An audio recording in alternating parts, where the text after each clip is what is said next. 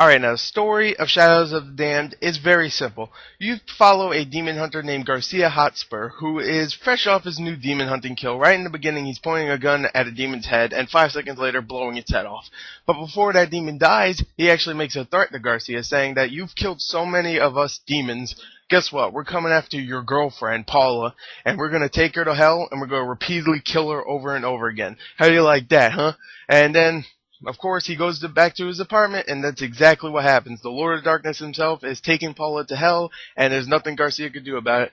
But of course, luckily, he has a friend who is a demon named Johnson, who is actually pretty much his gun, his staff. It's weird. You'll figure it out in the story. It makes sense somewhat.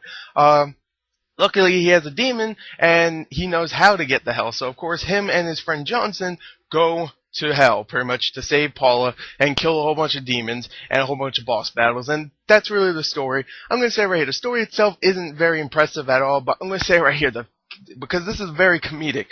The story is very funny, and the characters are very endearing, and the dialogue is just hilarious in this game. So I really like the story just because of that. So there you go. I like the story. I really like the story, actually, because of the characters. So let's go on to the sound. Alright, now the sound in Shadows of the Damned. Let's talk about the sound design itself. The sound design is actually pretty damn creepy, I would say. You would hear a lot of little moans and creaks and all this stuff around you in the environment. Even though the game itself isn't all that creepy, the sound design is probably the creepiest part because you'll hear stuff behind you, you'll look around, and of course there's nothing there. And sometimes you'll hear something in the background and you'll be like, no, it's just, it's just background noise. And then guess what? Oh, it's a demon. And that's really cool. I really like the sound design. Definitely when it does that stuff where it tricks you. I love that. The soundtrack itself is very catchy. It's very Robert Rodriguez-esque, I would say, because it's, I don't know, it has that feel. I don't know. I'll just say it's a good soundtrack. And of course, the voice acting. The voice acting in this game is hilarious. I love the voice acting. Definitely for Johnson, the demon hunter's friend. He's really, really funny.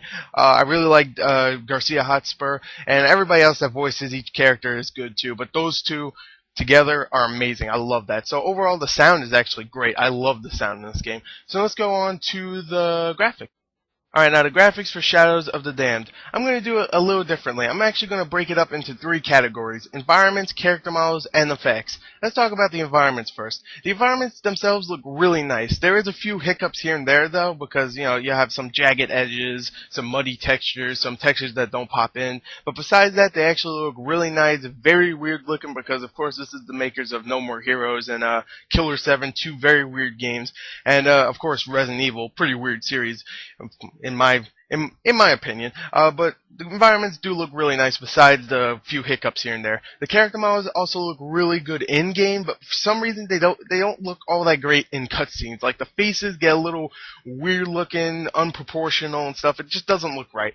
So the character models are really good in game, not really all that great in cutscenes. And the effects in the game are actually really good. The little special effects that you see, like some of the lighting looks really nice, some of the explosions, some of the demons that blow up look really nice. The effects are great, and overall, I actually still really like the graphics. I think they are actually really, really good. But there is a few hiccups, like some of the environments and the cutscene character models. So, yeah, the graphics are really good, though. Let's go on to the gameplay. Alright, now the gameplay for Shadows of the Damned is a third-person shooter, somewhat like Resident Evil, except you can actually move when you're aiming, where you go through a linear environment, blasting away demons, unlocking doors, and trying to stay out of the darkness or the shadows because it hurts you and it makes demons stronger. So I would suggest you stay out of the darkness because it makes everybody stronger and makes you look like a pussy. So stay out of the darkness. It's not very good. Definitely not in hell. So yeah, darkness is not very good. You also have 3 different guns in the game that you can actually use to blow demons back to hell. Well, they're already in hell, but just kill them. And each one of these guns can be upgraded to become more stronger or faster to reload or have a higher capacity so you can have more ammo. And all that kind of stuff.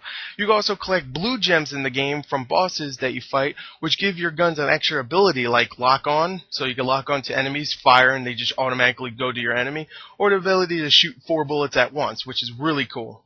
Besides all of the limb blowing up and all the heads splattering and all that stuff with all the demons that you shoot, you also have a couple of other things that you can do, like in the environments, you can actually find these storybooks in the game, which are actually really cool, really well written, and actually very funny to listen to. One of the main characters, either Johnson or Garcia, reads the book, and it's hilarious. It really is. It's funny little additions like that that make the game hilarious. It really is. And also in the game, you can actually have these little side-scrolling shooter segments, which doesn't make sense when I say it to you, and it doesn't even make sense when you play the game, but it's hilarious. It really is. And I will say right here, the game itself is very entertaining. The gameplay is very fun, nothing gets really repetitive, it has a very funny cast of characters, and it will most likely be the sleeper hit of this year, at least for me.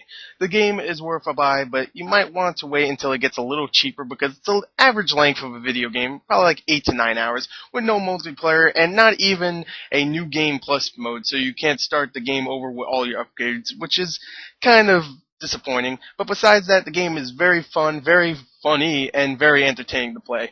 I would definitely recommend this game. Shadows of the Damned is a very, very, very big surprise to me. I really love the game.